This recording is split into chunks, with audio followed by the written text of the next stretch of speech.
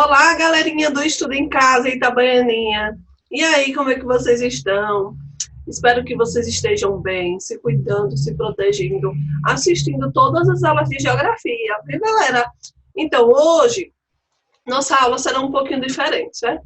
Nós vamos sair da rotina do livro de vocês, certo? Eu vou trabalhar com vocês hoje um pouquinho sobre o 7 de setembro, os símbolos, alguns símbolos aí que representam o nosso Brasil. Vamos lá? Vou colocar aqui meu slide.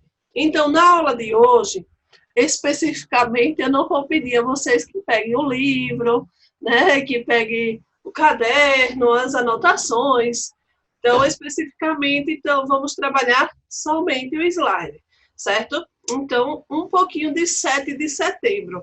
É muito interessante, certo? A historinha, né? A partir de 7 de setembro, eu vou falar um pouquinho, certo? Sobre o 7 de setembro, mas vai ser uma coisa bem resumida.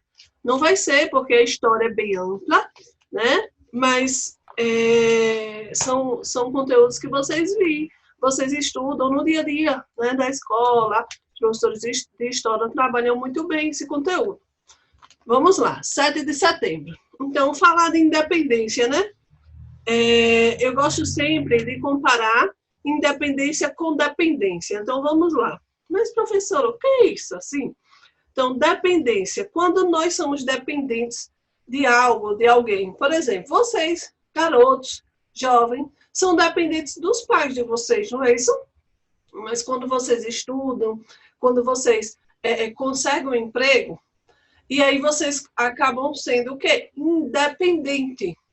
Certo? Então, vocês não estão mais dependentes dos pais para comer, para comprar roupa, né, para sobreviver. Então, a partir do momento que você consegue se formar, que vocês conseguem, né, um emprego, vocês já são independentes.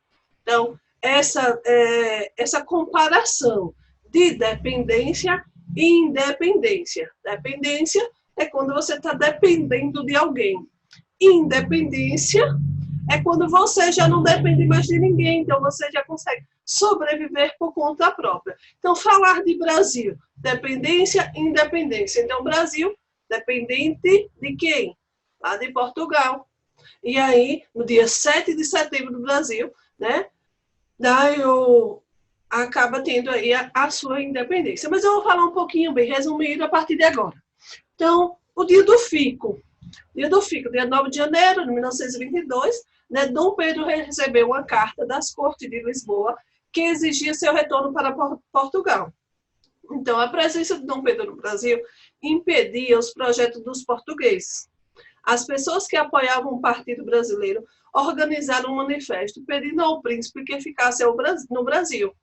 Assim, Dom Pedro respondeu negativamente ao chamado de Portugal e proferiu: como é o bem de todos e felicidade geral da nação, diga ao povo que fico.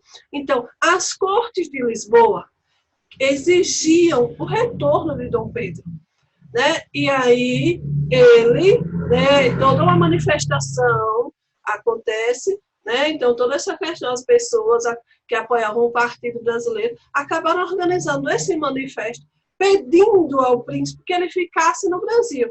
E ele viu que é para o bem de todos, ele fica. Então, e assim surgiu o dia do fico, que foi em 9 de janeiro. Vamos lá, é resumidinho, viu? Em 1822, iniciava-se um processo de ruptura com Portugal, em que Dom Pedro tomou uma série de medidas que desagradaram a metrópole. Determinou que nenhuma lei de Portugal seria colocada em vigor no Brasil sem o cumpra-se, ou seja, sem a sua aprovação. Em maio, o príncipe foi chamado de defensor, aclamado defensor perpétuo do Brasil. Em agosto, assinou um decreto declarando às tropas portuguesas que desembarcassem no Brasil seriam consideradas inimigas. Então, aí começa, né, todo esse processo de independência, né, todo esse desgaste, né, que Dom Pedro acabou tendo que passar. Então, independência, né, o 7 de setembro é o dia da independência do Brasil. É uma das datas comemorativas mais importantes do Brasil. né? Então, justamente, uma data importante, né, por abrigar um dos principais acontecimentos da nossa história, que foi a nossa independência. Então, a Declaração da Independência. Em 7 de setembro, ao voltar de Santos, parado às margens do Riacho de Ipiranga, Dom Pedro recebeu uma carta com ordem de seu pai para que voltasse para Portugal, submetendo-se ao reis e às cortes. Levado por essa circunstância, Dom Pedro pronunciou a famosa frase: independência ou morte, rompendo os laços de união política com Portugal. Então, aí vocês observam, né, que naquele momento que ele recebe aquela carta, na verdade, tendo que ser obrigado, né, recebendo uma ordem para voltar, e ele acaba, né, pronunciando a independência ou morte. Então, acaba rompendo aí os laços, né, com Portugal. Então, culminando ao longo do processo da emancipação, a 12 de outubro de 1922, o príncipe foi aclamado imperador com o título de Dom Pedro I, sendo coroado em 1º de dezembro na capital da Sé, no Rio de Janeiro. Então, essa independência, né, foi o resultado de um processo de desgastes, né, das relações entre os colonos brasileiros, sobretudo a elite de Portugal. Então, foi uma coisa bem resumidinha que eu quis passar para vocês sobre essa questão da independência, porque nós estamos vivendo, né, agora, do 7 de setembro, nesse processo, todo ano nós lembramos. E aí nós lembramos com desfile cívico, né, retratando um pouco da história do nosso país. Agora, eu vou mostrar para vocês alguns símbolos, certo? São muito importantes no nosso país, e significados, né? Só para relembrar, que eu sei que no dia a dia da escola, né, vocês estudam, vocês visualizam esses símbolos, mas relembrar é sempre bom. E vamos lá. Então, o primeiro símbolo, a bandeira nacional. Mas que perfeita, né? A bandeira nacional é muito bonita. E hoje eu vim até a caráter, viu? De verde, para relembrar aí um pouquinho da nossa bandeira. Então, a bandeira nacional, né, foi instituída em 19 de novembro de 1889, 4 dias depois da proclamação da República. E aí, aqui alguns significados. Então, a esfera azul representa o quê? O céu estrelado, com a frase ordem e progresso. Então, a frase ordem e progresso, né, a própria frase já diz tudo. Ordem e progresso, ascensão, crescimento. São 27 estrelas. Cada estrela representa o quê? Um estado. Então, no total de 26 estados e o Distrito Federal. O losango amarelo, o centro representa o quê? O ouro. E o retângulo verde, as nossas matas e florestas. E no dia 19 de novembro é comemorado o Dia da Bandeira. Então, aqui é o significado da nossa bandeira. Lembrem sempre, porque se alguém perguntar, vocês já sabem. Aqui, armas nacionais, né? Nós temos aqui um brasão, né, representativo do nosso Brasil. E aqui eu tenho também o significado, certo, do brasão. Armas nacionais, ou brasão nacional, representa a glória, a honra e a nobreza do nosso Brasil. Ele foi criada na mesma data, né, da bandeira nacional. Então, no centro, vocês observam aí esse escudo circular, né, sobre a estrela verde e amarela, que é de 5 pontos. Sobre essa estrela aí de 5 pontos, ele tem um centro circular.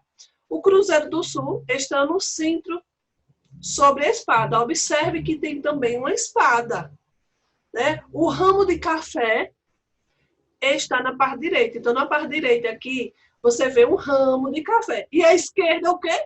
O fumo.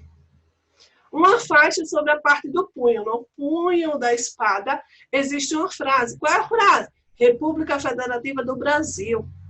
E na outra faixa, abaixo, tem o quê? A data, 15 de novembro, e no outro lado, 1889, que é a esquerda. É obrigatório o uso das armas nos edifícios dos 3 poderes, executivo, legislativo e judiciário. Então, esse brasão ele é obrigatório nos três poderes, executivo, legislativo e judiciário, dos governos federais, estaduais, municipais, também nos quartéis militares e polícia, em todos os papéis oficiais de nível federal. Então, publicações, convites, entre outros documentos, é necessário que tenha o brasão. E aqui eu tenho o selo, né? República Federativa do Brasil. O selo, né? No meio aí vocês observam ordem e progresso, tem um selo nacional. Então, o selo nacional ele é utilizado para autenticar os documentos. Os documentos, quais são os documentos, professora Isana? É qualquer documento? Não, são os documentos oficiais e atos do governo.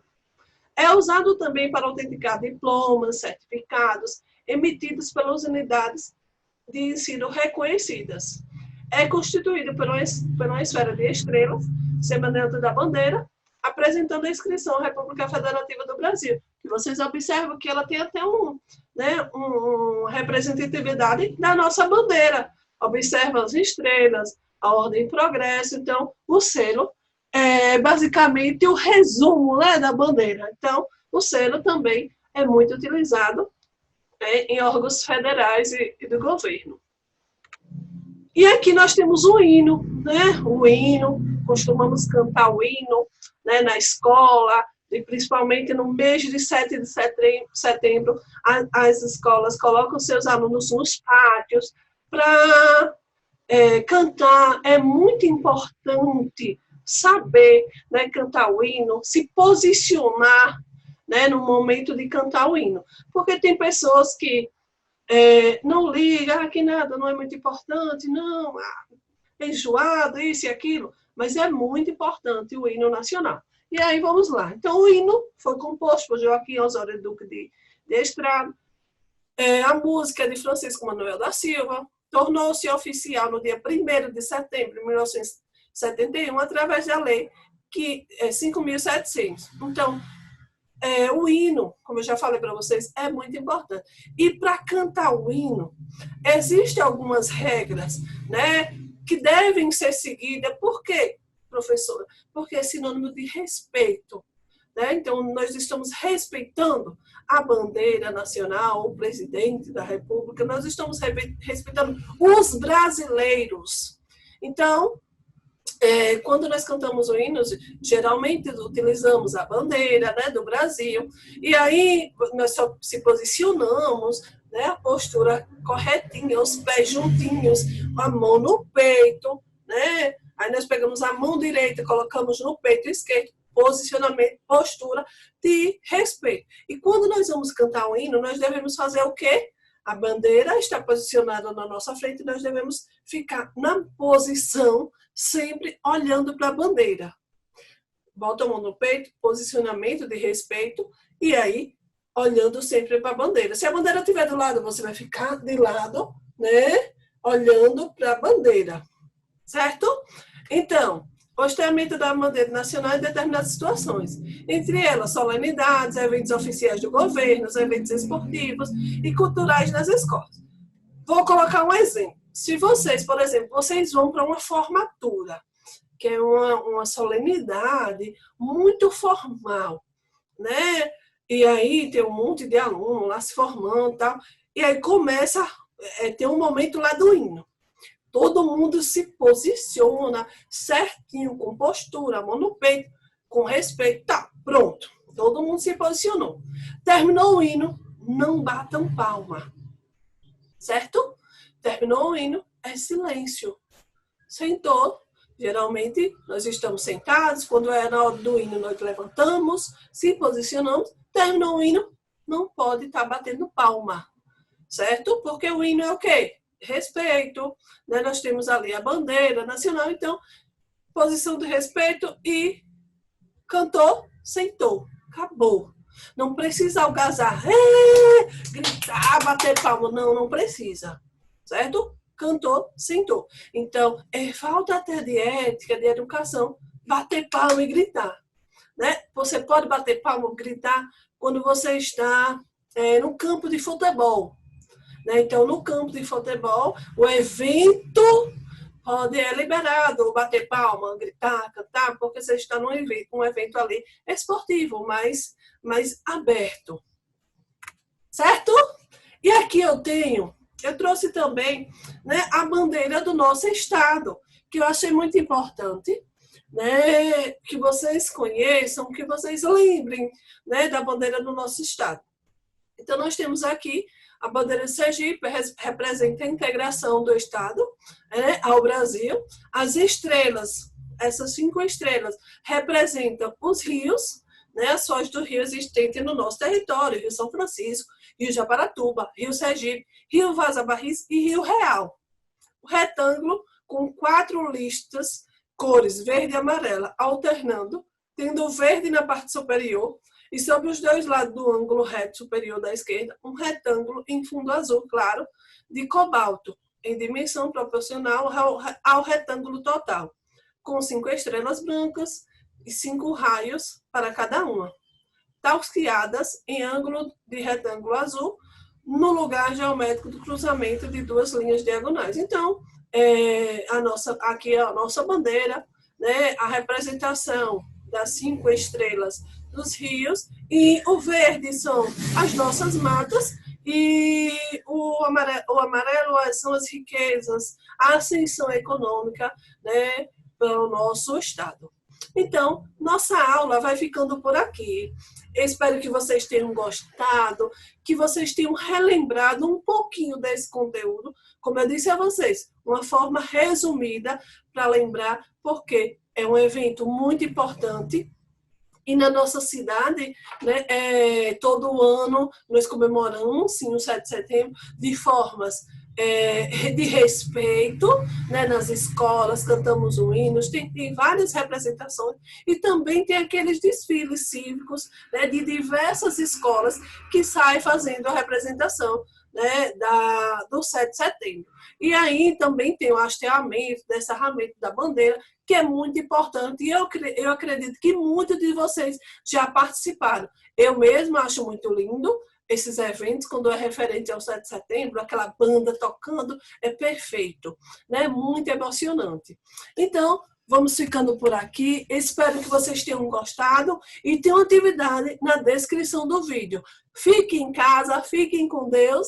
E hoje nossa aula foi assim um pouco diferente, mas eu espero que vocês tenham gostado. Tem atividade, viu? Continue curtindo, comentando, compartilhando. Eu quero ver o nome de todos vocês aí. E parabéns a todos vocês que estão acompanhando a aula de geografia. Forte abraço, fique em casa.